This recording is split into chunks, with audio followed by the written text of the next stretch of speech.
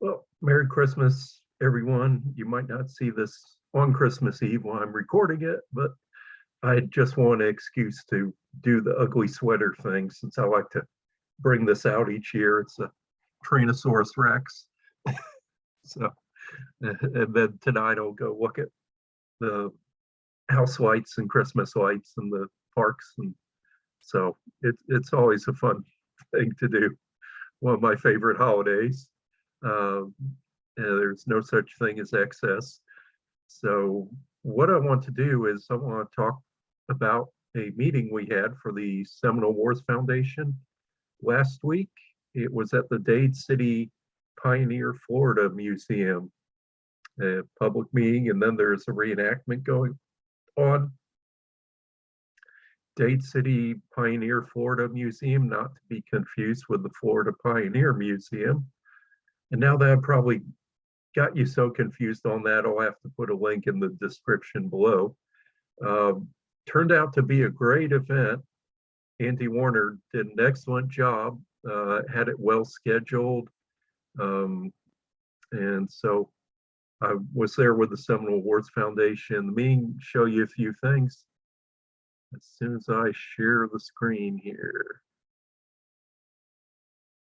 And this is as you walk into the entrance of the museum, first thing you might notice is a Cypress locomotive, which has kind of been one of my things that I always enjoy seeing. There's a few of them scattered around the state at the Collier County Museum, and then at Sulphur Springs at their Pioneer Park Museum. That's another Florida Pioneer Museum. This one here, it was, I guess, in this log cypress in this Pasco County area.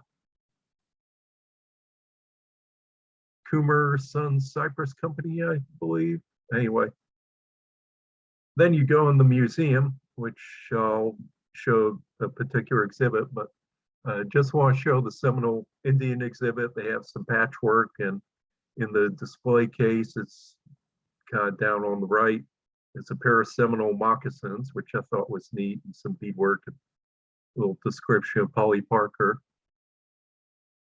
So the Seminole Wars Foundation just developed an exhibit with, there's a local society of collectors that have been doing this for decades. And we want to get together, they want to build an exhibit in the museum with the stuff they had. And so we got together, collaborated, and did that. This exhibit, you see the Florida map on the wall with the McCain paw prints. Now, interesting about the outfit, Gary Watts was one of our reenactors. Gary and his wife Kathy, super nice people. Gary passed away, I think it was last March, but we'll miss him. This is his outfit. It's just a real nice dedication to see Gary once again, or at least his outfit there in the museum. Looking over at the display case, they're kind of looking down at one. There's a musket barrel and some axes and flints. I'm not sure. I think it might say that's a Spanish musket barrel with some, I don't know, there's a musket lock and the trigger guard, and butt plate, pieces of the musket. And there's the barrel, and there's another lock in the back behind there. But the neat thing in the case, you can see some epaulets down there. But right under that, you see that it's a long wooden thing. I think this is an artifact from Fort Foster, excavated decades ago, maybe before it was a rebuilt fort. That's a plumb line that was used to build the bridge at Fort Foster on the Hillsborough River. You can see some axe heads, and then it's hard to see, but there's some giant hinges. Those were the hinges of the gate of Fort Foster. And then it's hard to see because of the glare. There's a wheel hub from a wagon wheel right here. And then there's, my favorite is a tin box, and it's a petrified grease reservoir. This is artillery grease used to grease the wheels and the cannons. And I think that's a really unique thing. It's one of my favorite artifacts that I've seen, and I'm glad they put that on display. And on the display case on the side, of course, you can see an iron kettle, wine bottle, but these black things here, they're a pair of brogans, leather brogans, and they've been preserved, and they have somebody's initial carved in them. I think these were also artifacts from the Hillsborough River.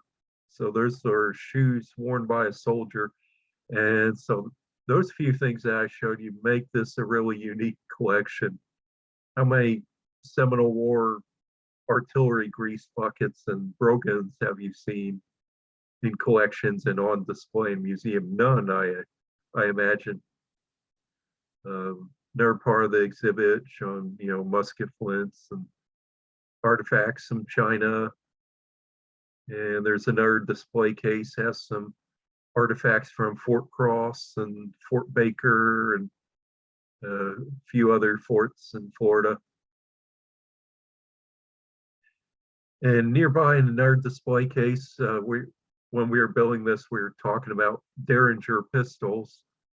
And they found one, it said Fort Baker, but that was a landing on the St. John's. The one they had looked to be post-Civil War.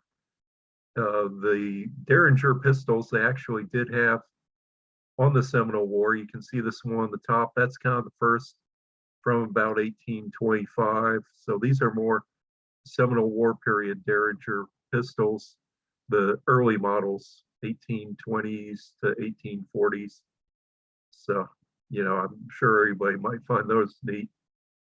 So they had the deadly gambler's pistols back then. And of course, there's plenty to see at the museum, plenty of buildings to go through. I don't want to show the whole thing because it take a lot of time from what I want to say.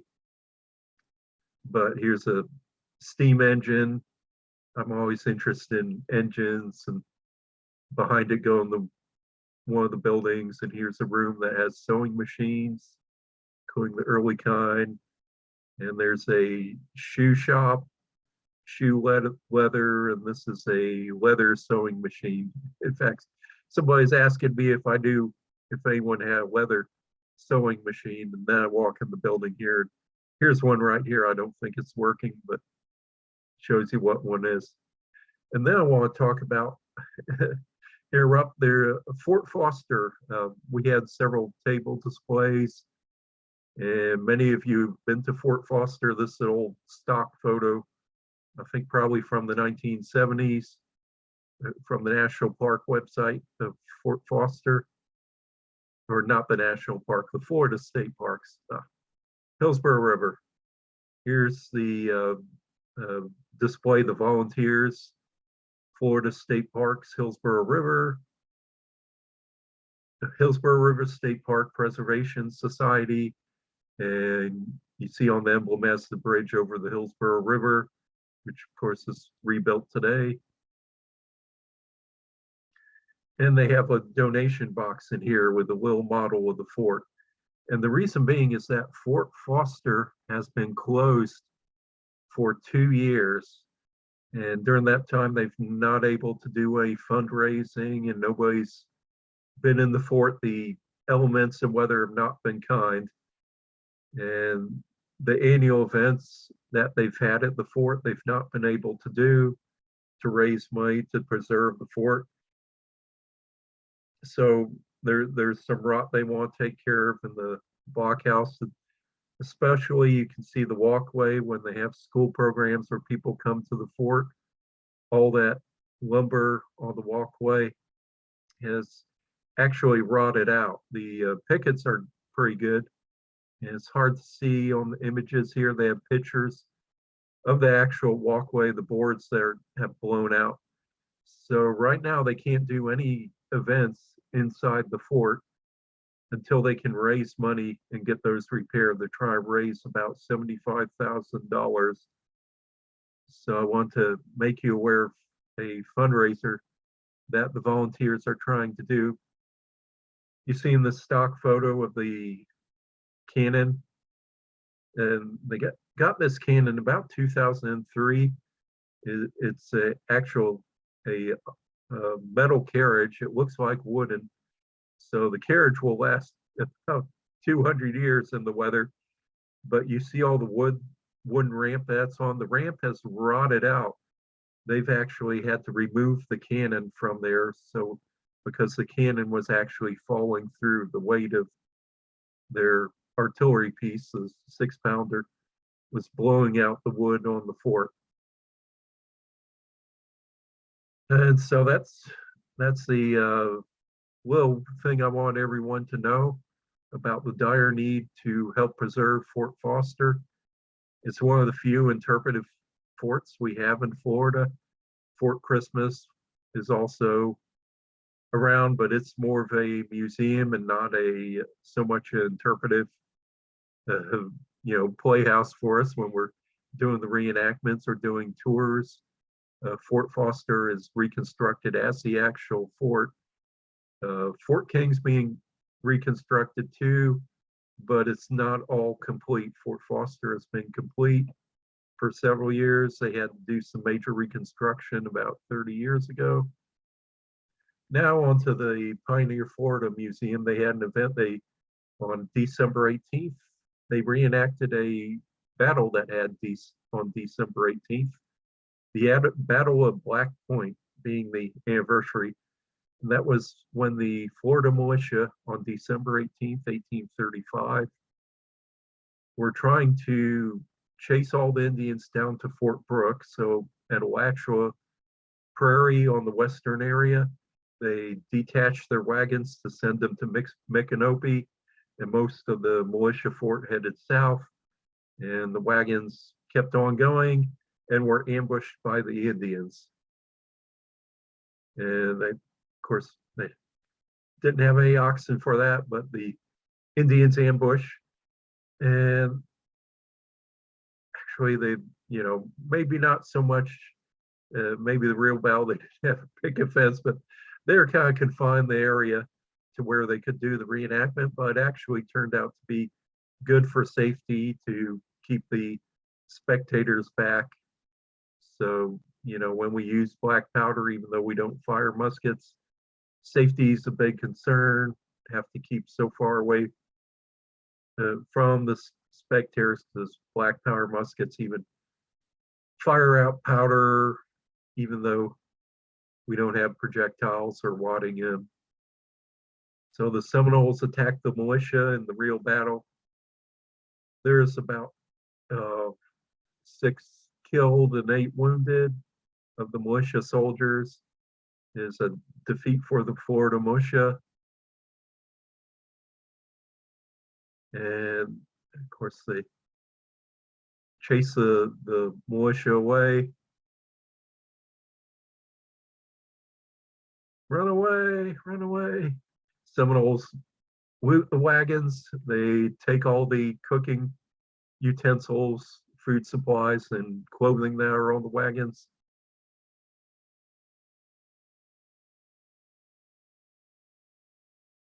And take off with a box of ammunition there. And 2 days later, general call from the Tallahassee, and I don't know if he had any regulars, but hey, there's a lot of regulars want to, get some practice out. They have Dade's battle reenactment next week on January 1st and 2nd. So they have to polish out their muskets and fire. Seminoles firing back 2 days later, the soldiers came down and recovered the wagons, but was missing the supplies that were in it.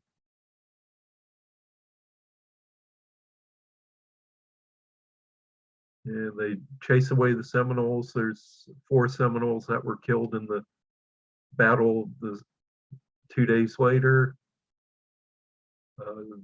One of the officers was injured with a gunshot in the hand, and another one may have been killed, I'm not sure.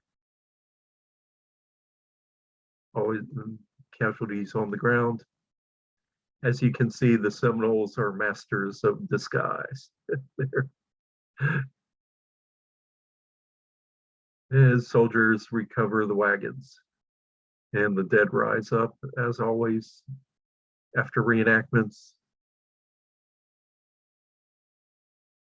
And the group photograph. And the next day, on the 19th of this year, they reenacted a Seminole attack on a homestead, which was during the Third Seminole War. There's actually a few of them in this area of Pasco County, west of Dade City. There's the Bradley homestead that was attacked. And then the Starling wagon down towards Tampa, not too far from where the Seminole Hard Rock Casino is today in Tampa.